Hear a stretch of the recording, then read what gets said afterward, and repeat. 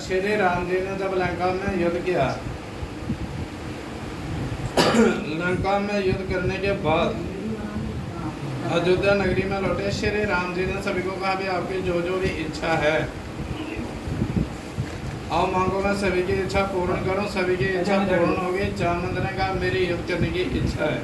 उन्होंने कहा किसके साथ युद्ध करोगे? हमारा युद्ध समाप्त हो गया है। उन्होंने कहा मैं आपके साथ युद्ध करूंगा, श्री राम के साथ।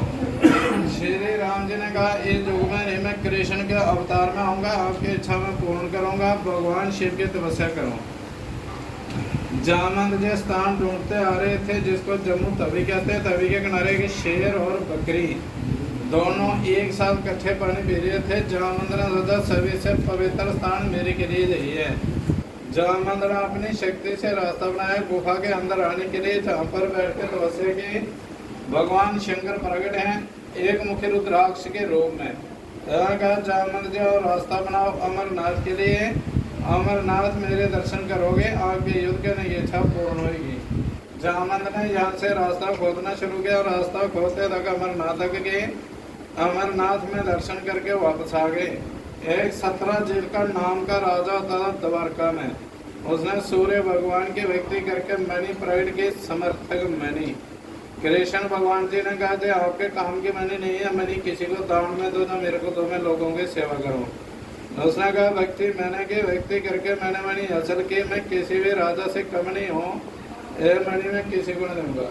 जब सत्रजीत राजा रात को सोया था, उसका छोटा भाई था, उन्हें अपने भाई के गले से मणि उतार कर अपने गले में पहन के जंगल में शिकार खेलने के लिए आया। उसको शेर ने मार दिया। शेर मणि लेकर तभी में पानी पीने के लिए आया। शाम के टाइम जामवंत गुफा के बाहर टहल रहे थे। जामवंत की निगाह जाके शेर के ऊपर पड़ी। शेर से मणि मांगी। शेर ने कहा मैंने युद्ध करके मणि हासिल किया, आप युद्ध करो, मणि लेकर जाओ। शेर का और जामवंत का युद्ध हुआ। जामवंत जी ने शेर को मार दिया। जामवंत जी मणि लेकर वापस आ रहे थे। उनको रास्ते से एक छोटी सी कन्या मिली। कन्या को गोद में लिया, मणि इसको खेलने के लिए दी। जब सत्रजीत राजे ने सुबह होते देखा मेरे गले में मणि नहीं है, उसने अपने भाई को देखा, घर में नहीं था। उसने अपने सैनिक भेजे देखने के लिए। जंगल में सत्रजीत का भाई मरा था और गले में मणि भी नहीं थी। उन्होंने कहा मेरे भाई को भी श्री कृष्ण जी ने मारा और मणि चुरा कर किसी को दी, जो अपने पास रखी। चोरी का इल्जाम श्री कृष्ण भगवान के ऊपर लगा। कृष्ण भगवान द्वारका से मणि की खोज करते आ रहे थे। शाम के टाइम गुफा के पार पहुंचे। गुफा के अंदर बहुत ही प्रकाश रोशनी आ रही थी। कृष्ण भगवान जी जान चुके मणि या तो गुफा के अंदर है। जैसे कृष्ण भगवान मणि लेने के लिए गुफा के अंदर आए, जामवंत की बेटी जो मणि के साथ खेल रही थी, उन्होंने जब कृष्ण भगवान को देखा तो जोर जोर से रोना शुरू हुई।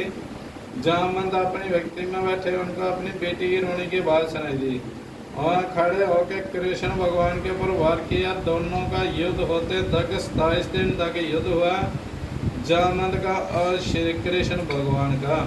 27 दिन के बाद जामवंत ने हाथ जोड़ के कहा अपने असली रूप में दर्शन दो, मेरे साथ इतनी देर कोई युद्ध नहीं कर सकता। कृष्ण भगवान स्वयं श्री राम के रूप में आए। यहाँ कहा जो आपको मैंने त्रेता युग में युद्ध करने का वचन दिया, द्वापर युग मैंने पूर्ण किया। जो आपके पास है मणि है, मणि मेरे को दो, मेरे ऊपर 17 राजा ने चोरी का इल्जाम लगाया। फिर जामवंत जी ने भगवान शिव को साक्षी मानकर अपनी बेटी की शादी कराई श्री कृष्ण भगवान जी के साथ और समर्थक मणि उनको दहेज के रूप में दी गई।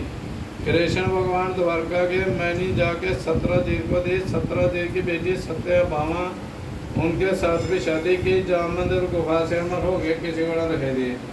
एक गुफा का रास्ता है जो अमरनाथ के लिए जामवंत जी ने बनाया है। जामवंत के बाद में 9 लोग हैं जो दर्शन करके वापस आ गए। 9 लोगों के बाद में 6 लोग और भी गए, वो अमरनाथ नहीं गए, वापस नहीं आए। उनकी शांति के लिए अखंड ज्योति जगाई जो हमारे जम्मू का राजा था प्रताप सिंह राजा ने, तब से लेकर अभी तक जलती आ रही है। जामवंत ने तपस्या की, शंकर जी प्रकट हैं एक मुखी रुद्राक्ष के रूप में, जामवंत जी को दर्शन दे गए हैं। इसलिए इसको कहा जाता है जामवंत शिव गुफा। जगह का नाम पीर खो, पीर मने गुरु होता है, खो मने गुफा है। जामवंत ने आधा त्रेता युग था, द्वापर में पूरी एक युग तक तपस्या की है। बोलो शंकर भगवान की जय।